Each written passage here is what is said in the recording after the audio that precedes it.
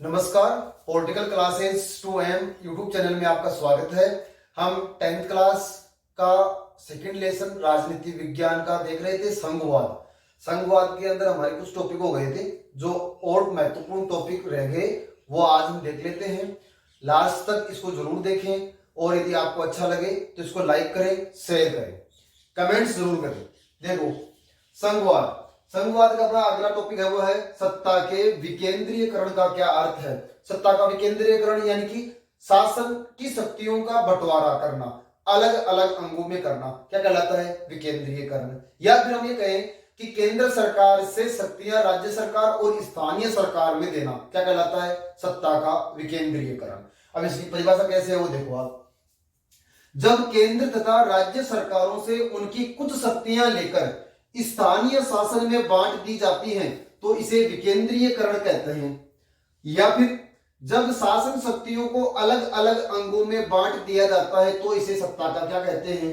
विकेंद्रीयकरण कहा जाता है। सीधे सा बात है, शासन की शक्तियों में बंटवारा करना ही क्या कहलाता है? विकेंद्रीयकरण। अगला टॉपिक देखो, संघ सूची। संघ सूची क्या है? आपको क्वेश्चन पूछेगा, यह पूछेगा संघ सूची के अंदर कौन से विषय आते हैं।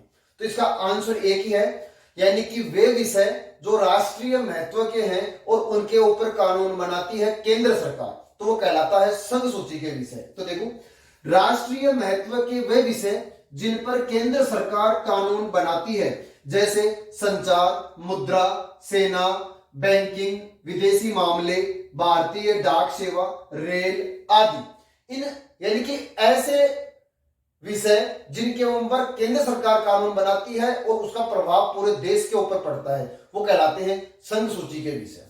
फिर आता है राज्य सूची के विषय, यानी कि वे विषय जो राज्य सरकार के अधीन होते हैं या जिनके ऊपर कानून कौन बनाती है? राज्य सरकार, वो कहलाते हैं राज्य सूची के विषय। देखो, इस सूची में वे विषय आते हैं जिन पर राज्य सरकार कानून बनाती है, जैसे पुलिस, व्यापार, वाणिज्य, कृषि, सिंचाई। आपसे इसके संबंध में कुछ भी पूछ सकता है। संघ सूची के कोई दो विषय लिखो, राज्य सूची के कोई दो विषय लिखो, या फिर इनमें से कौन सा विषय राज्य सूची का है, इनमें से कौन सा विषय संघ सूची का है, ऐसे पूछ सकता है आपसे। क्वेश्चन कैसे भी पूछ सकता है, या ऐसे पूछ सकता है संघ सूची क्या है, तो ऐसे भी क्वेश्चन पूछ सकता है। आप इसका एक बार स्क्रीनशॉट ले लें। आगे समवर्ती सूची और अवशिष्ट सूची हो रही, वो और देख लेते हैं।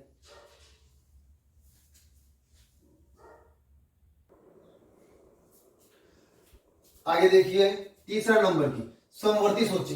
समवर्ती सूची के अंदर वे विषय आते हैं जिनके ऊपर कानून केंद्र सरकार राज्य सरकार दोनों बना सकती हैं, लेकिन दोनों में यदि किसी चीज विषय को लेकर मतभेद उत्पन्न हो जाता है तो उस स्थिति में केंद्र सरकार का निर्णय मान्य होता है। तो देखो, इस सूची में वे विषय आते हैं जिस पर केंद्र सरकार व राज्य सरकार कानून बनाते हैं, लेकिन दोनों में मतभेद होने पर केंद्र सरकार का निर्णय मान्य होता है, जैसे शिक्षा, वन, विवाह, मजदूर संघ, उत्तराधिकार आदि विषय। आपको इनमें से विषय भी पूछ सकता है और समवर्ती सूची क्या है ऐसे भी पूछ सकता है। एक है अवशिष्ट सूची, यानी कि ये तो संविधान निर्माण के समय के अंदर तीन सूचियां शामिल की गई थी, संघ सूची, राज्य सूची, समवर्ती सूची। लेकिन उस समय की परिस्थितियां अलग थी, आज की परिस्थितियां अलग हैं। तो इस विकास के आधार पर जो नए विषय सामने आए हैं उनको कहां शामिल किया गया है? अवशिष्ट सूची में। और अवशिष्ट सूची के ऊपर कानून बनाने का अधिकार केंद्र सरकार को दिया गया है। तो देखो, इसमें वे विषय आते हैं जो विषय संघ सूची, राज्य सूची, समवर्ती सूची में शामिल नहीं है। इस पर कानून बनाने का अधिकार केंद्र सरकार का है, जैसे कंप्यूटर, हार्डवेयर, सॉफ्टवेयर और साइबर मामले। ये सारे के सारी चीज अवशिष्ट सूची के अंदर आती है। तो आप इसका स्क्रीनशॉट ले लें। कुछ महत्वपूर्ण क्वेश्चन और है वो और देख लेते हैं।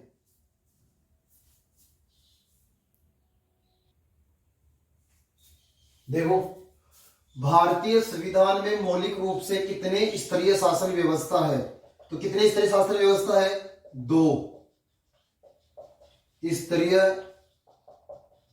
शासन व्यवस्था, एक केंद्र सरकार और दूसरी राज्य सरकार।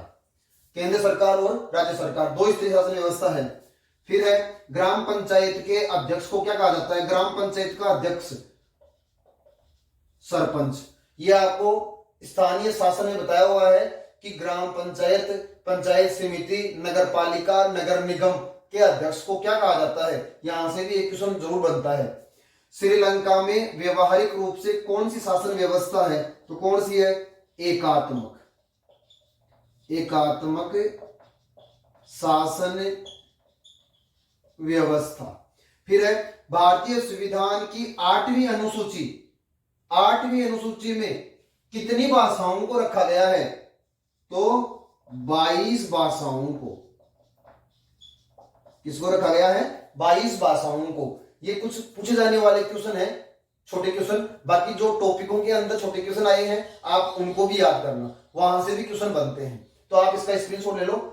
थोड़े 2-4 क्वेश्चन और हैं, वो और देख लेते हैं। ये और देखो आपके टॉपिक, राज्य पुनर्गठन आयोग। भारत जब स्वतंत्र हुआ 1947 में, उस समय भारत में राज्यों की सीमाओं निर्धारित करने की एक समस्या सामने आई कि राज्यों का गठन कैसे किया जाए। तो उन राज्यों का गठन करने के लिए एक राज्य पुनर्गठन आयोग की स्थापना की गई। कब की गई स्थापना? कब की गई? 1953 में। 1953 में राज्य पुनर्गठन आयोग की स्थापना की गई और इस राज्य पुनर्गठन आयोग ने अपनी रिपोर्ट प्रस्तुत की। वो की 1 नवंबर 1956 को, 1 नवंबर 1956 को, कि भारत में भाषा के आधार पर राज्यों का गठन कर देना चाहिए। और इसी के रिपोर्ट के आधार पर भारत में 14 राज्य और 6 केंद्र शासित प्रदेश बनाए गए। 14 राज्य, 6 केंद्र शासित प्रदेश बनाए गए, जो कि आज 28 राज्य और 8 केंद्र शासित प्रदेश हैं। 28 राज्य और 8 केंद्र शासित प्रदेश हैं। तो इस प्रकार से ये अपना 10वीं क्लास का संघवाद लेसन के जितने भी महत्वपूर्ण एग्जाम में पूछे जाने वाले टॉपिक थे और प्रश्न थे, वो सारे के सारे कंप्लीट हैं। यदि आपको ये पसंद आया हो तो इसको लाइक करें, शेयर करें, सब्सक्राइब करें। धन्यवाद।